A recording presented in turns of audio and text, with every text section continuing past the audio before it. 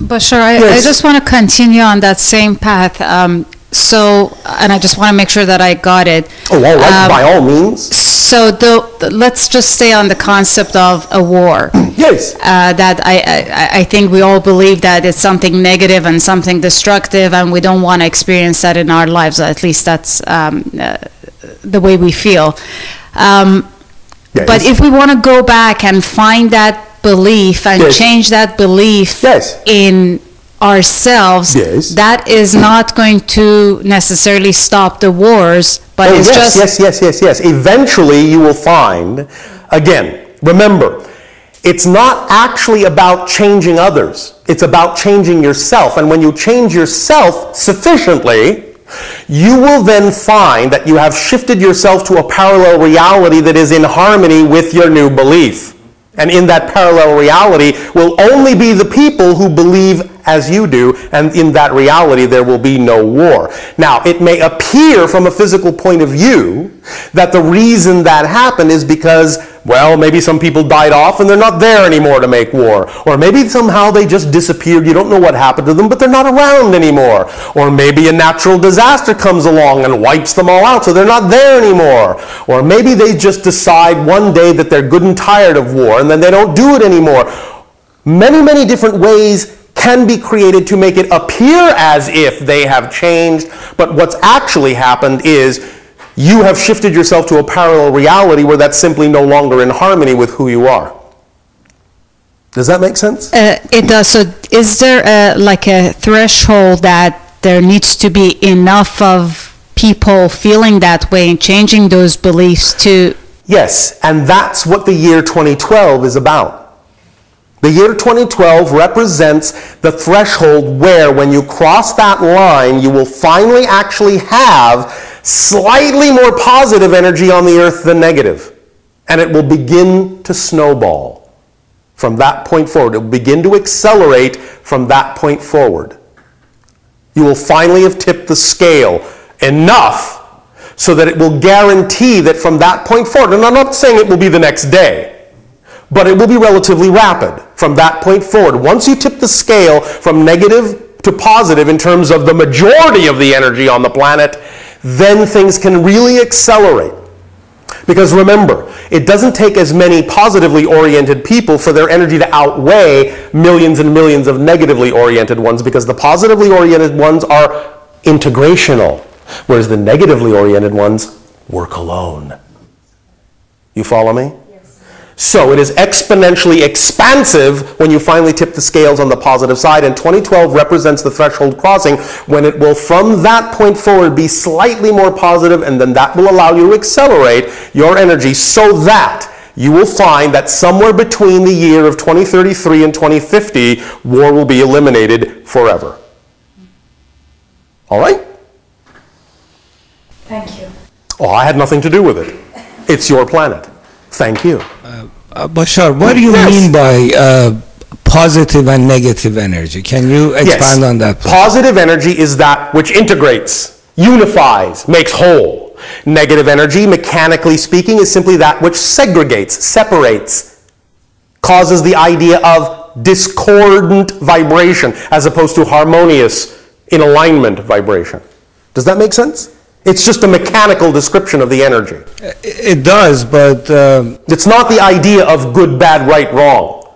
It's the idea that when you are acting in positive energy, you are harmoniously aligned with your true core self. When you are acting in negative energy, you are out of alignment with that and creating discord and separation, segregation, disconnection experiences, and forgetfulness. So by definition, yes, the energy that is negative cannot work together, harmoniously with each other. And together. Correct. It can be, in a sense, seemingly that there is a unification just because there are so many. And they may have a sort of general momentum, but they actually aren't working in unity. When they really start working in unity, they're actually creating a positive vibration. And that will shift the energy. Make sense? It does, though. It seems as though, as you say, I guess it's probably the momentum, but if, at least in my mind, the energy that creates war and fights would be a negative energy. All right, but you must understand it from the people's perspective. As is often said of movie villains, no one thinks they're the villain. They think what they're doing is positive. I'm simply talking about an objective observation. They're not. They believe they're the heroes saving the day. That's the difference. People have to understand what energy they are actually using in order to divest themselves of that. If somebody doing something negative actually believes they're doing something positive, they can create unity with that. Because again, what does it come down to? Belief. Okay, so if we take that to the next step, then there are always groups of people that are different from each other in terms of their belief. Exactly. And that's how they get into wars. And No. That's not how. How they get into wars is what they believe about their differences. Not that they are different. It's what they believe about being different. That's the key. That's why what's so important to end war on your planet is to teach the children that differences are part of the recognition of the beauty of all that is and its diversification. Because all that is harmonious if it allows all its differences to be equally valid. The only way all that is could ever go out of balance is if it suddenly judged one of the aspects within itself that it's different from another to be less valid than that other. So it is the belief that a difference is less valid that creates the war, not the difference itself. True.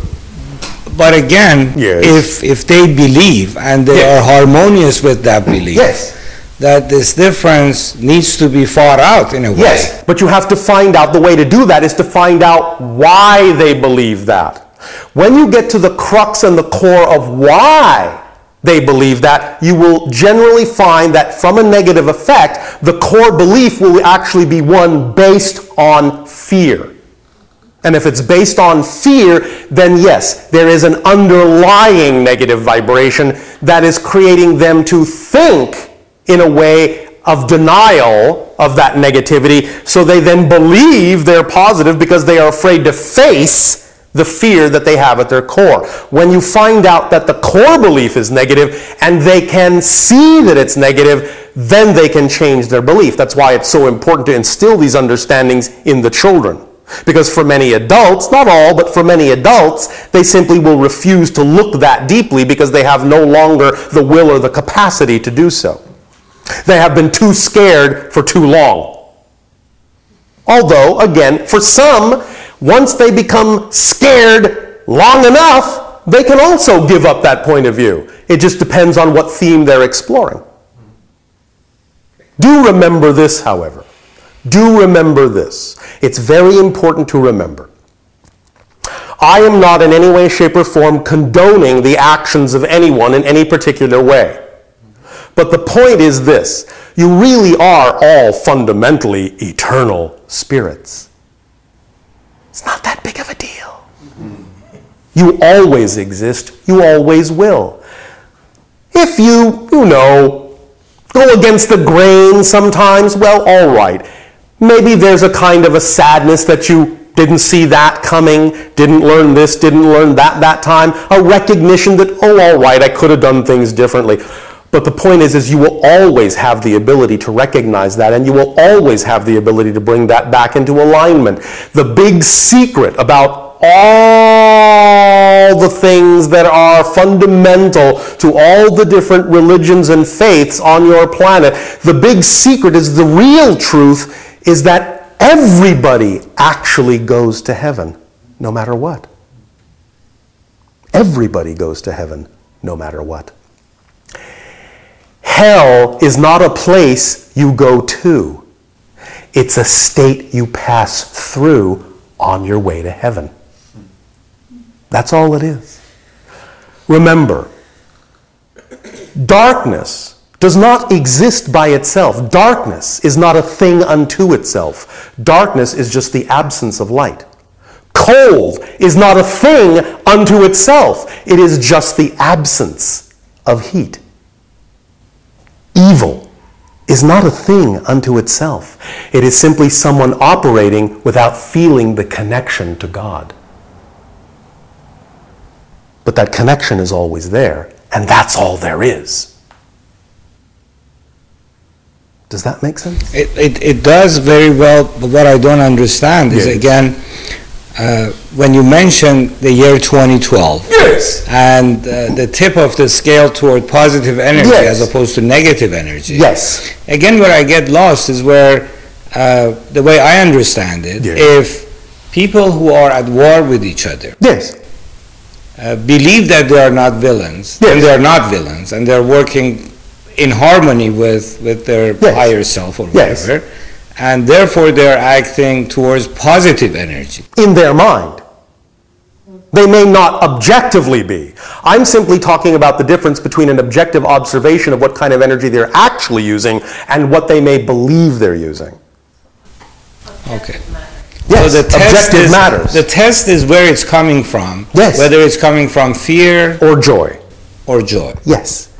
Thank you very much. Yes. Yes. If it happens, as we were discussing, where one person changes their vibration in a specific direction enough, for example, in the example of war, let's say yes, one of us yes, goes to a place where they're able to shift into a parallel reality where war no longer exists. Yes. What will that look like to the rest of us who know this person and who... It depends. It could look like many things. Okay. A person in another reality could see you get killed. You, from your perspective, simply would suddenly see perhaps everyone stopping to fight for some unexplained reason. You can have any number of ways of perceiving that shift, depending upon what the person who's doing the perceiving needs to see in order for it to make sense to them.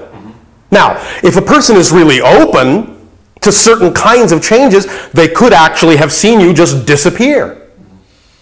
But they could also simply see you get killed. Or simply turn around and you're no longer there and not know where you went and just assume you wandered off. Anything in between. It depends on what the person perceiving needs to see. Does that make sense? Yes. All right. Bashar. Yes. In choosing the reality that I wish to experience, do I have to be realistic? Define realistic. Well, let's assume that... All right. Okay. I get you. All right. Well, let me put it this way. Realistic is simply taking an objective appraisal of the reality you decided to do the exploration in. Yes. All right? So, is it, shall we say, realistic that suddenly you could say, well, I imagine that I'm going to be 8 feet tall, blue, and have 20 arms? Yes, you could do that. Yes, it's possible. But is it a realistic assessment of what you actually came here to explore? Probably not. So the idea is within the context, however, of the reality that you are exploring, if you simply observe what's going on all levels of your reality, then a realistic assessment will still let you know that many, many things are quite possible within the framework you've agreed to abide by. Correct. Now, again, it doesn't mean that there aren't people on your planet who can actually transform themselves that extremely. They're called shamans, wizards, masters. You can do that. The point is it realistic based on the theme you chose to explore? Realistic really just translates into, is it necessary? Is it necessary in the context of what you really need to experience? Now, within the context of what you really need to experience, many, many things are very possible that to other people may not seem realistic, but that's just based perhaps on their limited definition of what the reality is. But you can take an assessment within the parameters of the reality as to what's realistic for you. There's actually quite a lot of leeway.